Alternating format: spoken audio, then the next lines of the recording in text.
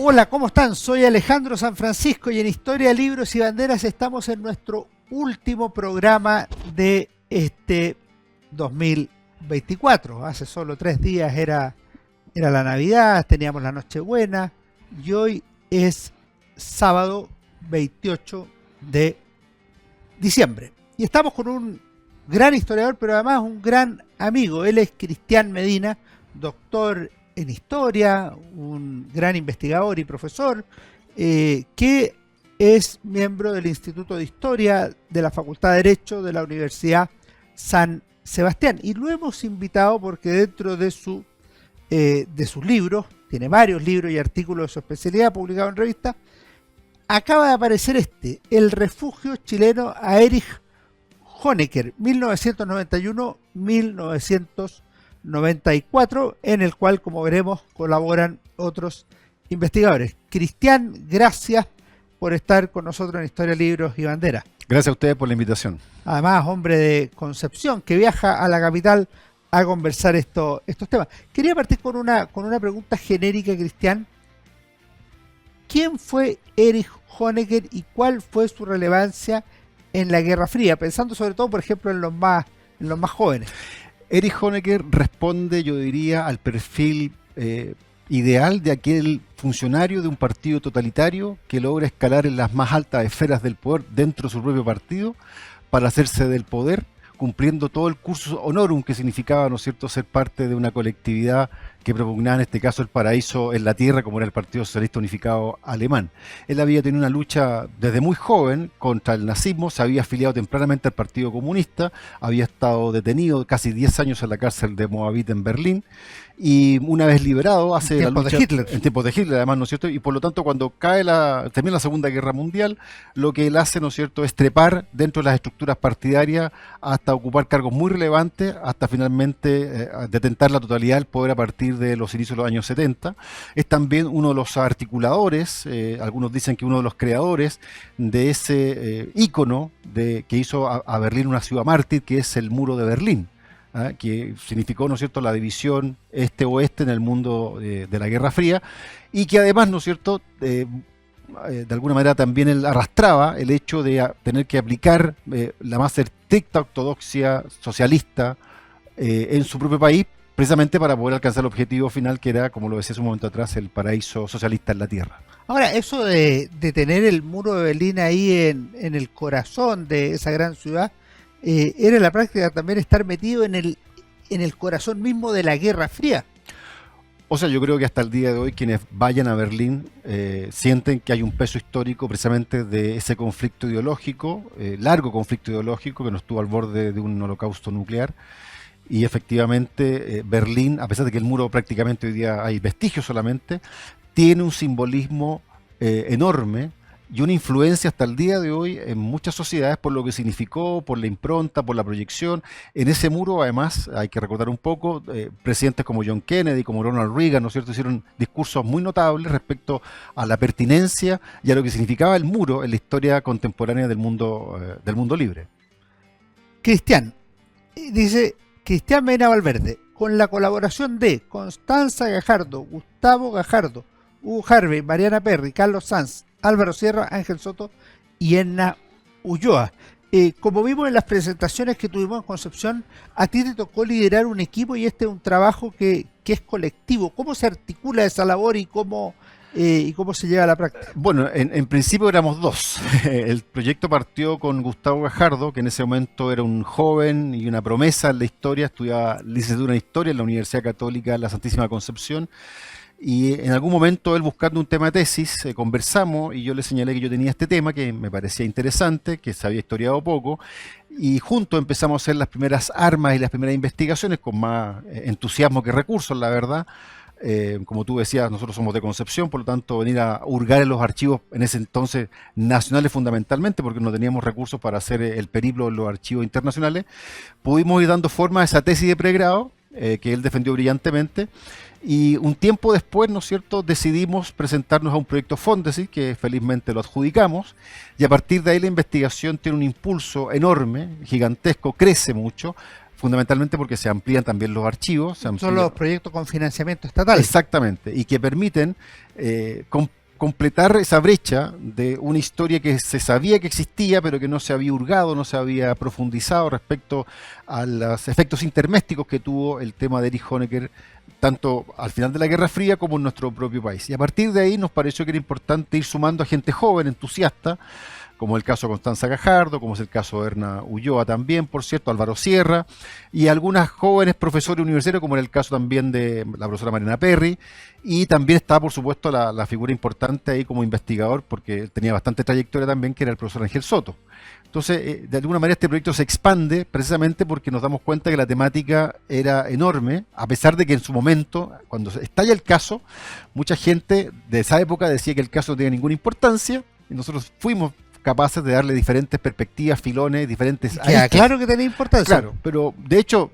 hay un par de investigadores con alta presencia en archivos internacionales, Hugo Harvey, Carlos Sanz. Carlos Sanz también, que fue una ayuda muy importante, y mención aparte, porque él es un gran conocedor de la historiografía alemana y de los archivos alemanes, y bajo su magisterio, bajo su mano, nosotros hicimos 3 estancias en Alemania, 2 de ellas con Gustavo Gajardo, donde nos sumergimos precisamente en los archivos alemanes y en la prensa alemana del periodo, que la levantamos casi completamente para poder darle un sustento erudito a lo que era la trayectoria de Erich Honecker una vez que es defenestrado del poder en octubre del año 91. Ahora, lo que agradecemos a los lectores y quienes se acercan a esta obra, El refugio chileno a Erich Honecker, es que hoy día está disponible, porque no es que no estén disponibles los otros textos, pero esto partió publicando artículos de investigación en revistas especializadas, que es lo propio de la disciplina. Sí. Pero eso lo consultan en general las personas que son de la disciplina histórica. Sí. En cambio, esto ya va a estar en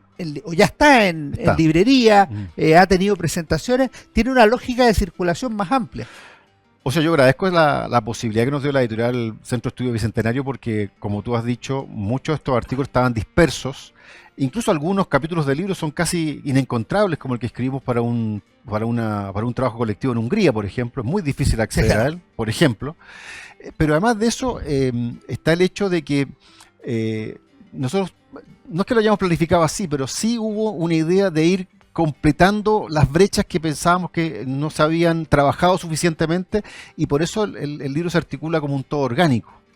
No obstante ello, y a pesar de que, como decía hace un momento, en aquellos años del caso Honecker, año 91, 92, muchos dijeron que esto no daba para un libro, el libro podía haber sido de 600 páginas perfectamente, porque tuvimos que hacer una selección y tuvimos que dejar fuera algunas cosas.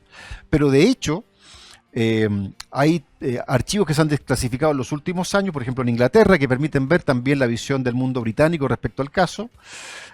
Hay algunos trabajos también que se tienen que hacer una vez que los archivos rusos sean desclasificados, porque en este momento el señor Putin tiene clausurado los archivos, por lo tanto no se puede ver, y va a ser muy interesante para los que hablen ruso, hay que prepararse en el ruso obviamente, puedan ir a ver exactamente qué pasaba desde la otra vereda, en este caso de la Rusia que venía recién partiendo con Boris Yeltsin, y esta Unión Soviética que venía hace poco, precisamente ayer, ¿no es cierto?, se cumplió un aniversario más de la caída de la Unión Soviética con Gorbachev. O sea, esa transición entre Gorbachev y Yeltsin, los archivos, ¿no es cierto?, son muy ricos, así lo barrunto, yo me lo imagino, porque obviamente este fue un tema que golpeó las puertas del Kremlin también.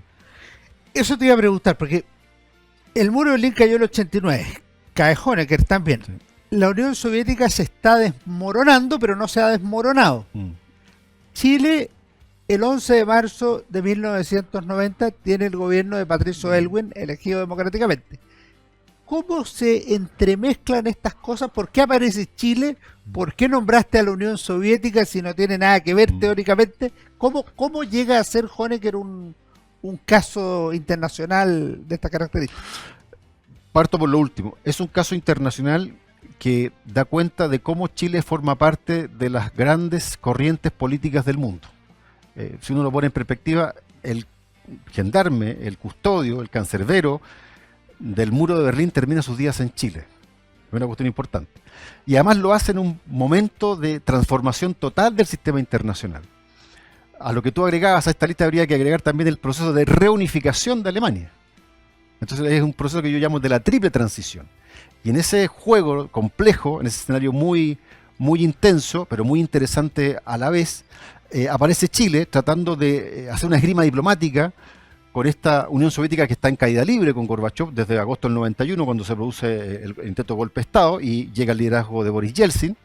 Gorbachev tenía una cierta, no lealtad, pero cercanía con Honecker. Boris Yeltsin no tenía ninguna lealtad con Honecker, le tenía más lealtad al marco alemán con el cual estaba financiando la transformación de la Unión Soviética a la Rusia actual, a la Federación Rusa. Y está el caso de la Alemania de Helmut Kohl, la poderosa Alemania de Helmut Kohl, que había tenido también un nexo con Chile porque meses antes de la entrada de Honecker, Helmut Kohl estuvo en Chile y fue recibido en el Parlamento y visitó porque era muy amigo del presidente Elwin. Y está este tema también de la transición en Chile, esta suerte, ¿no es cierto?, de fiesta permanente, de rito coribántico que nos inundó en los años 90 cuando Chile recupera la democracia. Y entonces, claro, aparece este huésped incómodo, este incordio diplomático que va a necesitar que Chile se enfrente diplomáticamente, pero también desde el punto de la idea y de la política, con la Rusia de Boris Yeltsin y con la Alemania de Helmut Kohl. ¿Y nos puede contar un poco cómo llega este huésped a ser huésped de Chile?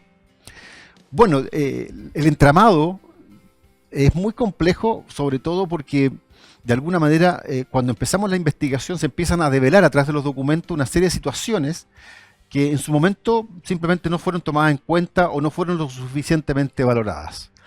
Una de ellas tiene que ver con la diáspora exiliar chilena luego del año 73. Cerca de 3.000 chilenos terminan pidiendo refugio, protección a Honecker en Berlín Oriental. Algunos después desencantados porque encontraron que era muy duro el socialismo real, el paraíso en la tierra, se fueron a Occidente porque era más cómodo vivir el exilio en París, qué sé yo, en Madrid. Muchos abandonaron su idea original. Y muchos abandonaron, hay personas muy conocidas hoy día en el ámbito público y cultural que han reconocido que tuvieron una suerte de cercanía con el mundo de Berlín Oriental y después se desencantaron. Entonces, por lo tanto, me parecía a mí que ahí había una cuestión importante a poner en evidencia, a historiar. Y lo segundo tenía que ver también con un hecho que no lo dije yo, digamos, lo ha dicho los poetas, lo han dicho un pontífice, el amor es más fuerte. La hija de Honecker estaba casada con un chileno. Y no hay fuerza más potente que el amor entre esposo, el amor en pareja, el amor de padre, el amor de hija. Y esta señora, Sonja Honecker, tenía hijos con este señor chileno con el que se casó, Leo Yáñez, que vivían en Chile. Entonces ahí también estaba el tema de la reunificación familiar, el nexo, y estaba el hecho también, diría yo, de que habían ciertas lealtades, ciertas amistades que se habían trabado en los tiempos del exilio entre Honecker y un sector de la izquierda chilena que había vivido ese exilio en Berlín. Entre ellos Clodomiro Almeida. Entre ellos Clodomiro Almeida Medina. ¿Y por qué es relevante Clodomiro Almeida? Clodomiro Almeida es relevante porque cuando Honecker golpea las puertas de la embajada para pedir protección, refugio, dado que sus viejos camaradas habían caído en desgracia en la Unión Soviética, estaba don Clodomiro Almeida, con el cual se habían conocido en Berlín. Embajador de Chile en Moscú. Embajador de Chile en Moscú, y con el cual Honecker se había conocido con Almeida, con más importante aún, con la señora Irma en Berlín Oriental. Y en la RDA, la República Democrática Alemana, el hijo del matrimonio Almeida había sido tratado de una enfermedad muy delicada, así que había un nexo de gratitud, de lealtad, de respeto, yo diría hasta de cierta amistad. Y por eso finalmente Honecker y Margot, cuando ya se dan cuenta que los viejos camaradas comunistas no lo iban a proteger, porque estábamos en esta transición de Gorbachev a Boris Yeltsin, van a golpear las puertas de la embajada, donde se asilan, o donde mejor dicho piden refugio, protección, el 11 de diciembre del año 1991. Y ahí se desata. Y ahí podemos decir que se desata el caso Honecker. En estricto rigor cronológico sí, pero las fuentes revelan de que meses antes Margot Honecker había viajado a Chile, sondeando en algunos grupos de izquierda si había piso político para darle protección y refugio a Honecker en Chile, viniendo en un vuelo directo desde Moscú a Santiago. Perfecto. Cristian, vamos a hacer un pequeño alto y a la vuelta quiero que nos explique qué disyuntiva diplomática se suscita con la estadía de Erich Honecker en la Embajada de Chile en Moscú. Y volvemos a conversar luego con Cristian Mena, El refugio chileno a Erich Honecker, un libro notable que se presentó ahora en diciembre en la Universidad Católica de la Santísima Concepción por un invitado internacional, Ricardo Martín de la Guardia, que tuvo elogiosas palabras sobre esta obra. Volvemos de inmediato. Hola, estamos juntos, claro, juntos todos los días, todo el día, en Radio Agricultura y en Agricultura TV. Sé parte de la comunidad de Deportes en Agricultura. Escúchanos aquí en Radio Agricultura 92.1. Entretención aquí en Agricultura y Agricultura TV. Búscanos en redes sociales como Deportes en Agricultura. Síguenos en agricultura.cl. Síganos en todas nuestras redes sociales. Síguenos en TikTok como Deportes 921.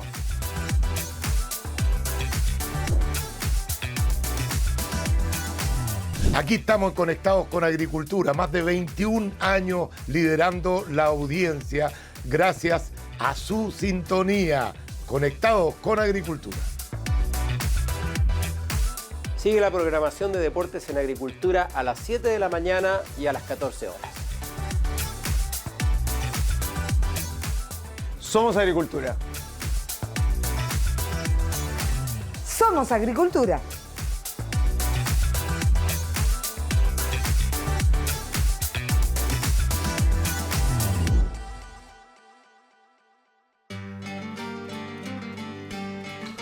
Volvemos con Cristian Medina conversando sobre Erich Honecker, que ya está en la embajada chilena en Moscú. Y ahí se desata la tormenta diplomática.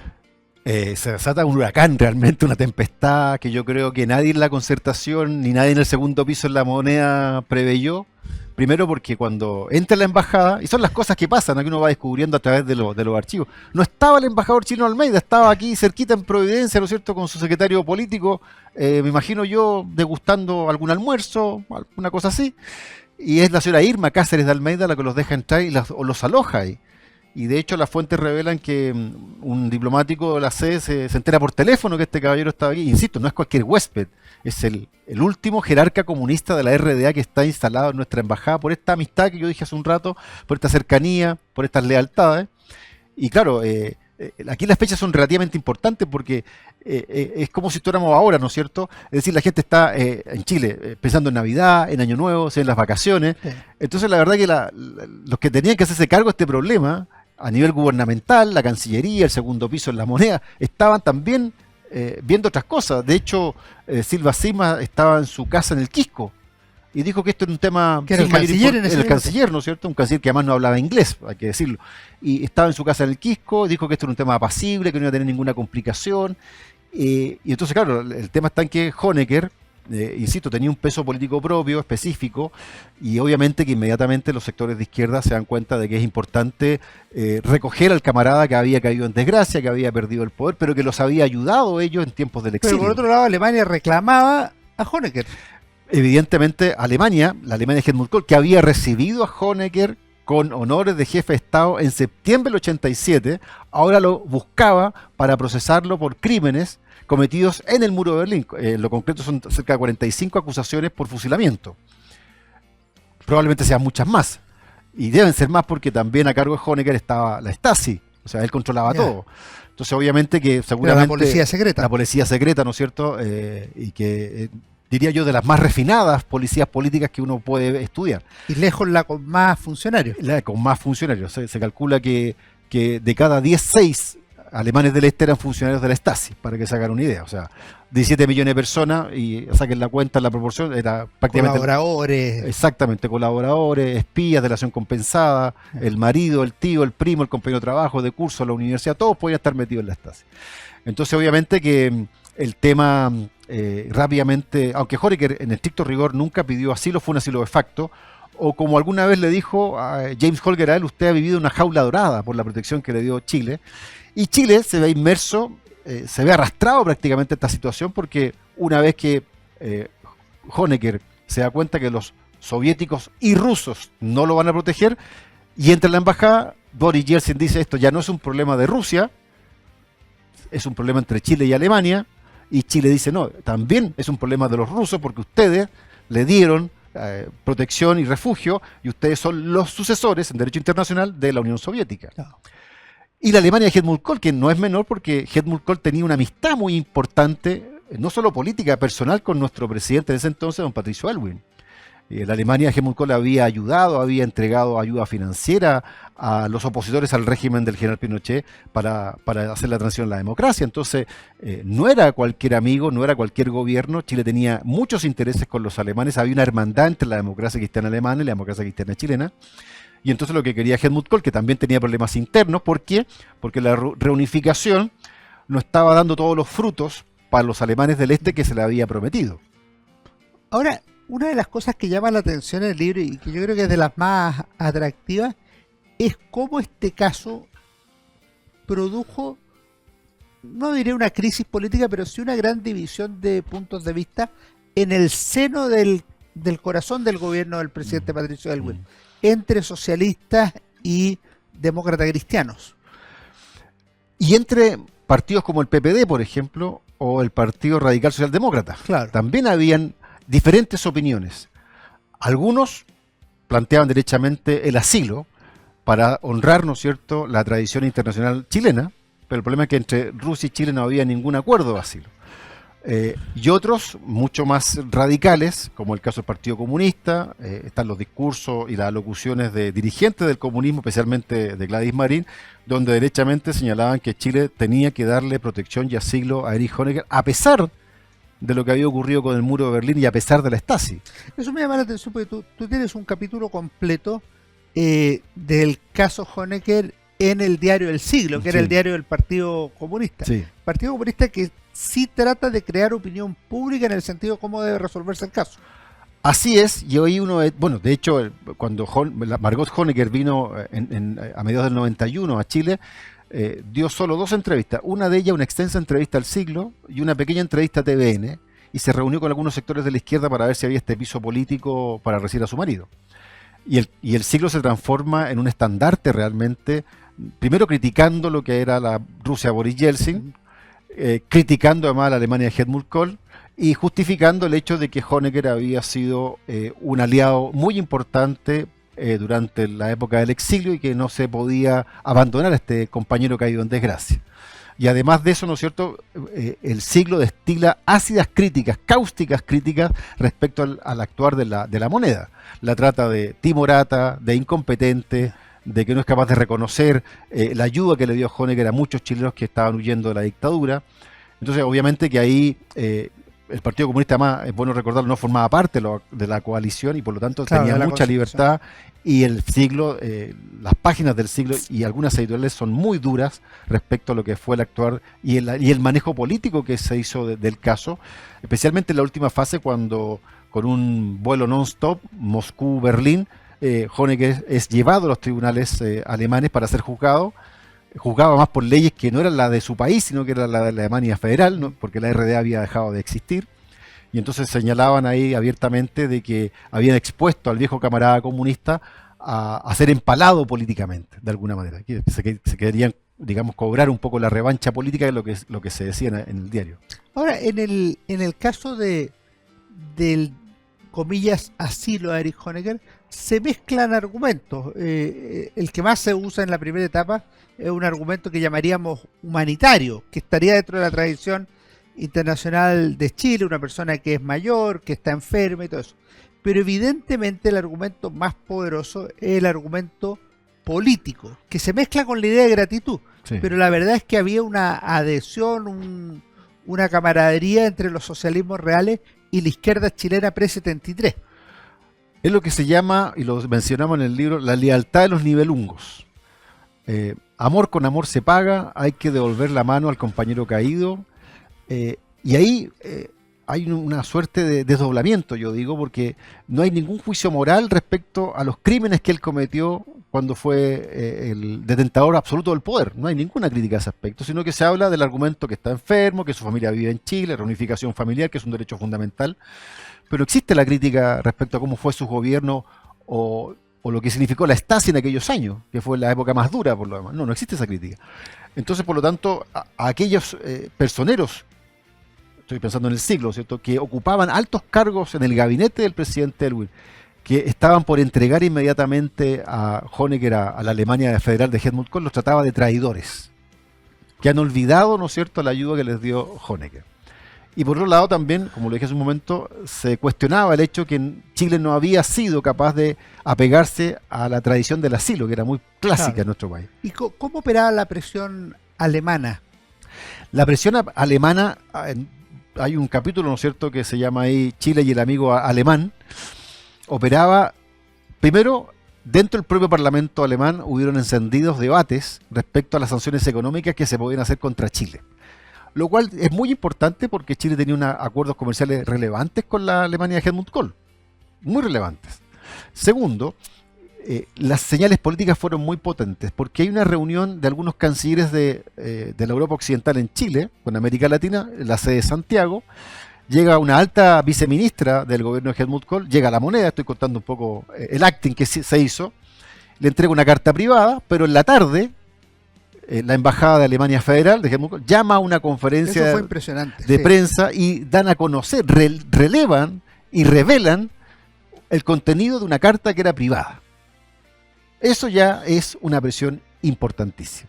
Y además de eso, ¿no es cierto?, esto contado porque el libro también se basa en muchas entrevistas orales que yo realicé junto al equipo de investigación. También están las presiones que los propios agentes de la diplomacia chilena instalados en Alemania sufrieron permanentemente con este caso, porque tenían que ir a dar explicaciones respecto a cómo estaba haciendo el actuar de Chile, no olvidando que lo que pedía Helmut Kohl, que esto es muy importante, era una entrega sumaria e inmediata, pero no había acusación todavía. Entonces lo que pide Chile es, apelando a su tradicional legalismo jurídico, que era algo que enervaba y enojaba mucho a los alemanes, era una acusación formal con Honecker, no solamente la orden de captura. Y esa orden, digamos, de acusación formal se demoró cerca de 6 meses, 7 meses en llegar, lo cual de alguna manera destrabó un poco el incidente. Claro, eso marca la distinción en lo que puede ser un caso jurídico propiamente tal de una persecución eventualmente por razones políticas. Exacto, yo creo que aquí la muñeca política especialmente de James Holger, pero sobre todo el hecho de que el caso en Chile lo tomó La Moneda, algo muy muy curioso, porque se margina la Cancillería, y se margina la Cancillería, ¿por qué? Porque también una vez más las fuerzas humanas aquí explican muchas cosas. Clodomiro Almeida no se llevaba muy bien con Silva Sima. Hay titulares de la época muy realmente destacados donde en la mañana Silva Sima decía algo con respecto a Almeida y el día de la segunda de la tarde Almeida lo desdecía abiertamente. ¿Y eso por qué eran nuestros televidentes?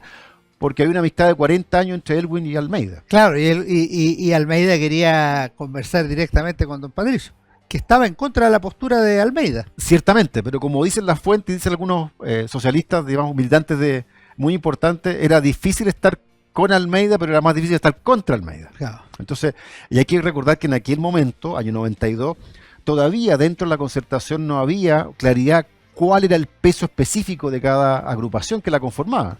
Había que esperar las municipales y ver que era ese año, que era el 92 ciertamente, y después venía la presidencial porque era el 93. Claro. Entonces, esa muñeca política, ese juego de poder, esa pulsión que se hizo permitió, ¿no es cierto?, que el Partido Socialista, con la figura emblemática, era un mascarón de proa, don Clodomiro Almeida, político de antiguo fuste. Eso quiero aclarar para los telespectadores. Almeida era uno de los 2 principales dirigentes del Partido Socialista en el exilio. El otro era Carlos Altamirano. Así es. Y sostuvieron posturas contrapuestas, la más dura, la de Almeida, que se queda en Alemania Oriental, mientras que Altamirano viaja a París. Se renueva, claro. Y Almeida era muy... Y súmenle a eso también la vehemencia de su propia mujer, doña Irma, que decía que era una mujer de gran carácter y por lo tanto, evidentemente, era un matrimonio que tenía una clara conciencia de lo que era el juego político. Entonces, a partir de ahí, claro, Helmut Kohl, como decía hace un momento atrás, trata de presionar al presidente Elwin, se proponen sanciones económicas, está todo este bochornoso incidente con la carta privada que después se hace pública, por supuesto las visitas permanentes del embajador de Alemania a la Cancillería, golpeando la mesa, exigiendo soluciones inmediatas, los parlamentarios alemanes señalando que había que imponer sanciones económicas inmediatas. Entonces, Chile en la mentalidad alemana, este era el personaje que había construido el muro, que mandaba a matar al que quería pasar a Occidente, o sea, no entendían cómo pudiera tener una defensa. Y además de eso, son los años también del informe Rettig, por eso la DC era tan contraria a darle protección, refugio, asilo, jaula dorada, porque finalmente la DC tenía en la mesa el informe Rettig. Por otro lado estaba el general Pinochet, la izquierda pedía que el general Pinochet también fuera procesado, pero tenía hasta dictador instalado. Entonces esos dobles discursos son muy interesantes de analizar y cómo la izquierda logra desdoblarse sin ningún problema moral o ético, sino que una cosa era este anciano abuelito alemán que estaba acá y otra era el dictador. Son dos cosas distintas para ellos. Cristian, vamos a hacer nuestro último alto antes de entrar al tercer bloque y seguimos conversando sobre el refugio chileno a Erich Honecker 1991-1994, publicado por el Centro de Estudios Bicentenario y que ya está en librerías. Hola, estamos juntos, claro, juntos todos los días, todo el día, en Radio Agricultura y en Agricultura TV. Sé parte de la comunidad de Deportes en Agricultura. Escúchanos aquí en Radio Agricultura 92.1. Entretención aquí en Agricultura y Agricultura TV. Búscanos en redes sociales como Deportes en Agricultura. Síguenos en agricultura.cl. Síganos en todas nuestras redes sociales.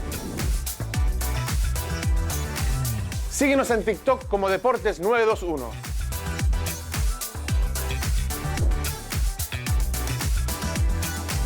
Aquí estamos conectados con Agricultura, más de 21 años liderando la audiencia gracias a su sintonía. Conectados con Agricultura. Sigue la programación de Deportes en Agricultura a las 7 de la mañana y a las 14 horas. Somos Agricultura. Somos Agricultura.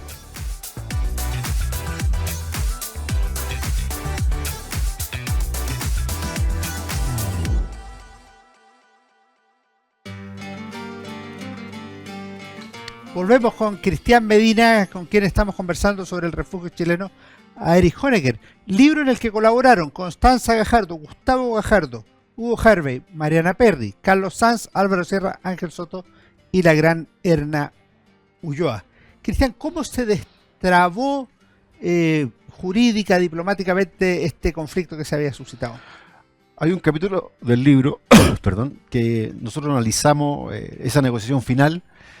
Y yo creo que el gran articulador de que esto tuviera solución fue James Holger. ¿A quién le dedican un capítulo también? A quien le dedicamos un capítulo, un diplomático de fuste de aquellos, del old school, digo yo, muy bien formado, hijo del almirante Holger también, muy famoso, que hace, bueno, pero en este caso el embajador, que hace una brillante carrera diplomática, que le toca además abrir la embajada de Chile en Moscú en su momento, y después también la de Alemania Oriental. O sea, tenía un manejo él del mundo de la Europa Central y Oriental muy, muy bueno.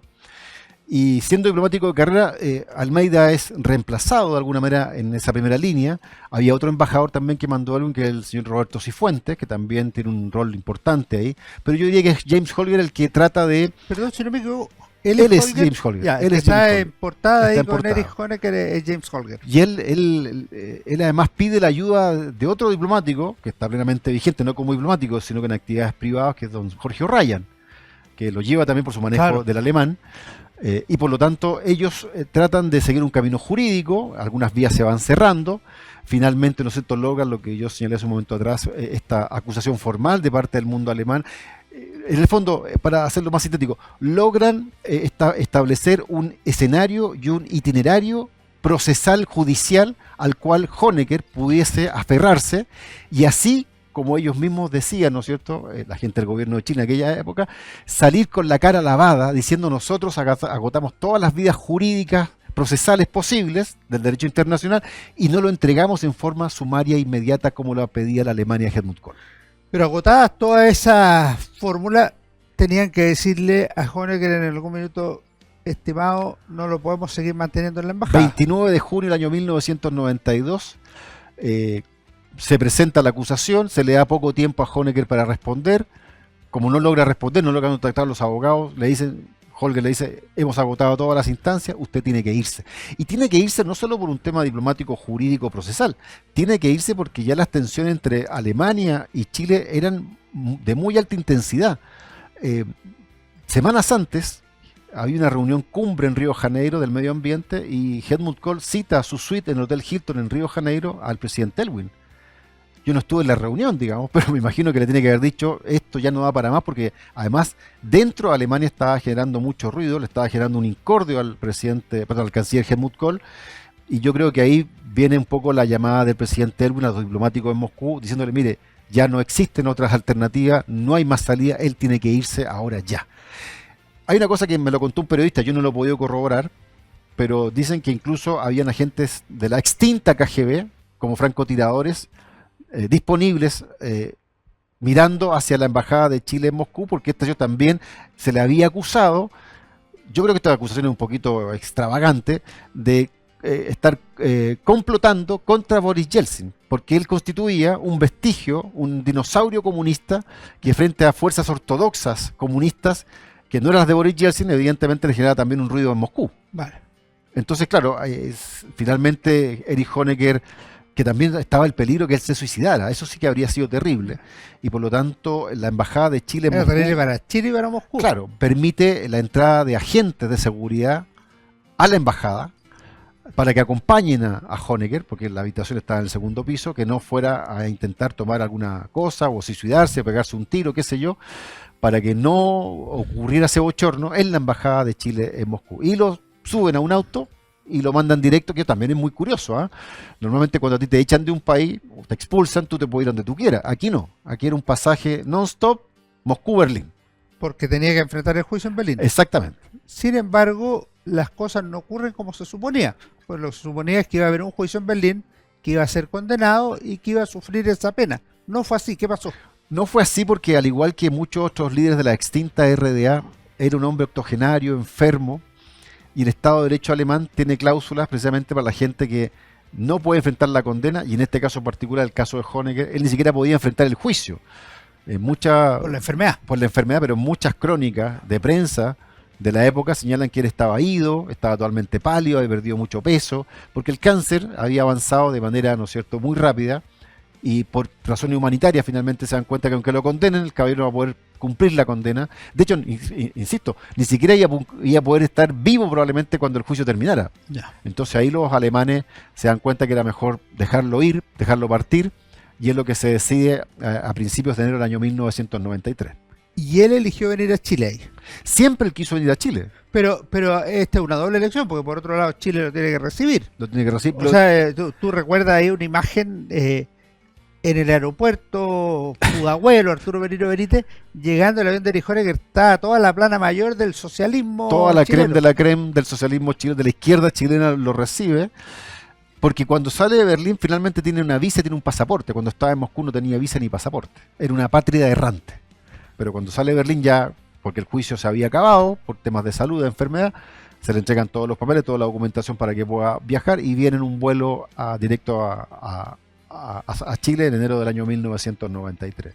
Y ahí lo están esperando los viejos camaradas, los cuales muchos le debían su vida, porque los había protegido cuando él era el único y máximo jerarca de la RDA. Me llama la atención una cosa que, si la entendí bien, es así. En algún minuto el gobierno le quiere cobrar las cuentas a Clodomiro Almeida por tener a Honecker ahí, y lo van a echar. Pero eso tú dices, y es bien dramática la situación, podría haber producido una ruptura en la concertación de partidos por la democracia. Efectivamente, cada vez que se tocó el tema de la renuncia, era un tema muy espinudo en la moneda.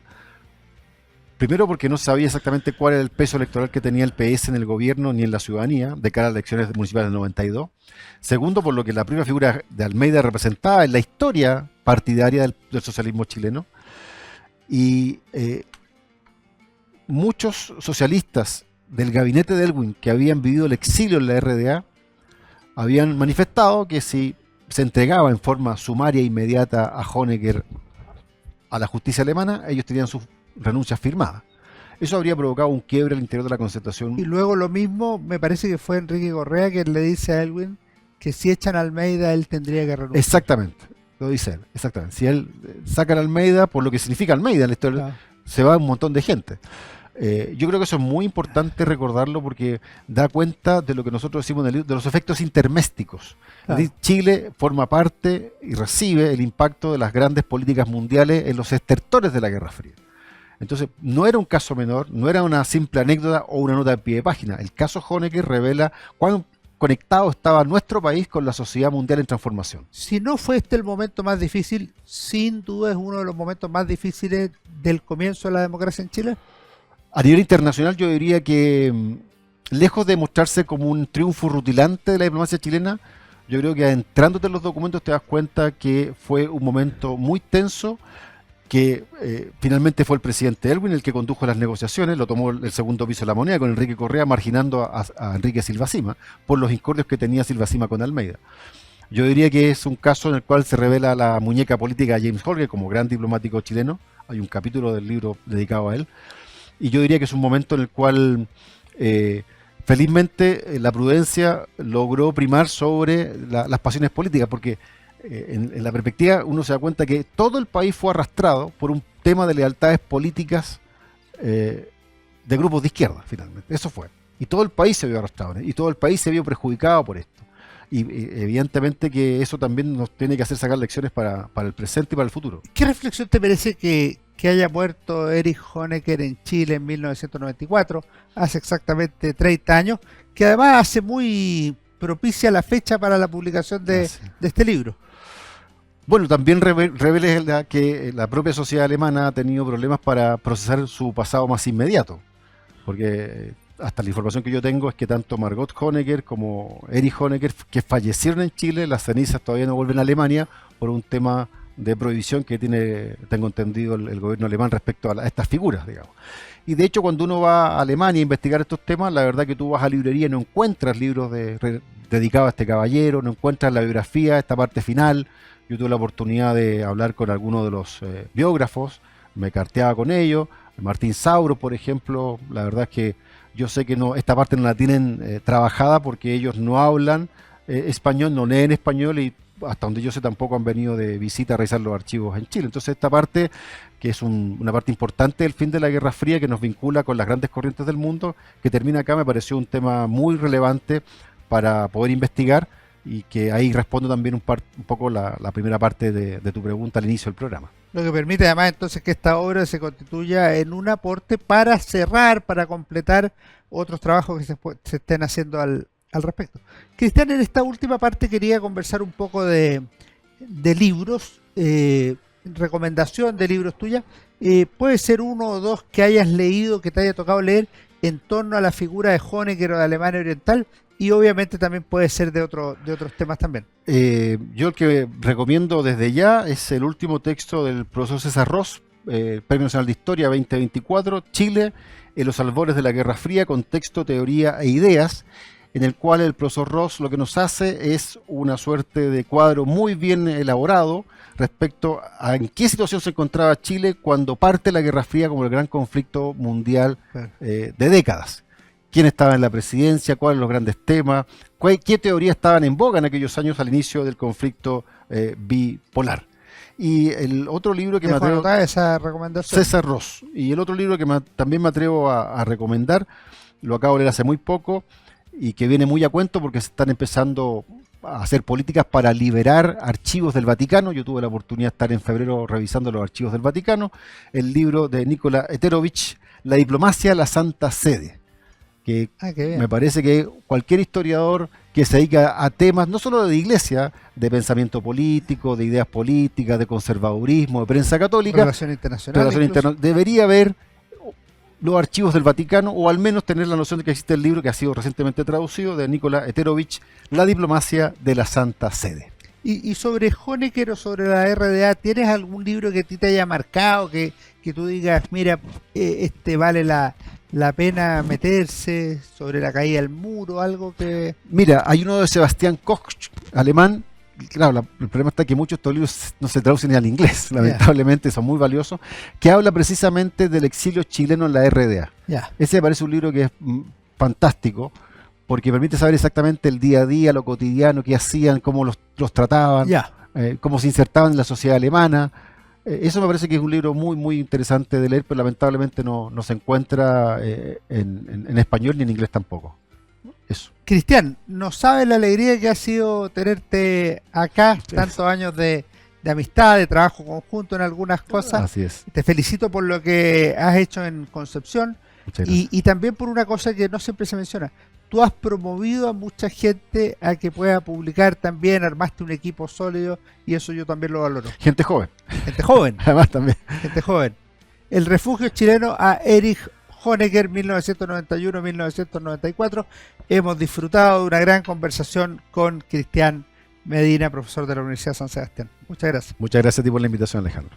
Ustedes no se vayan, ya viene mi recomendación de libros como cada semana en Historia, Libros y Banderas.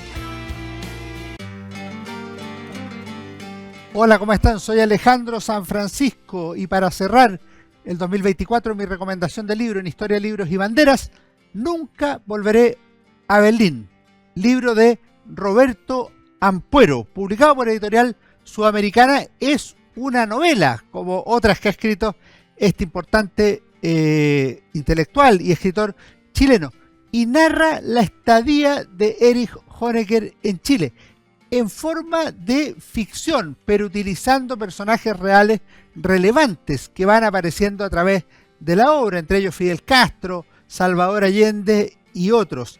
Honecker murió en Chile en 1994 y a través de un personaje chileno y de una alemana que se enamoraron en los tiempos del exilio en Alemania Oriental, se va reconstruyendo esta idea de Honecker y su mujer en Chile, donde finalmente murió. Un libro que vale la pena leer, una novela, se van a entretener, van a aprender algo de la historia de la incipiente democracia de los años 90 en Chile. Nunca volveré a Berlín, de Roberto Ampuero. Que estén muy bien, nos vemos.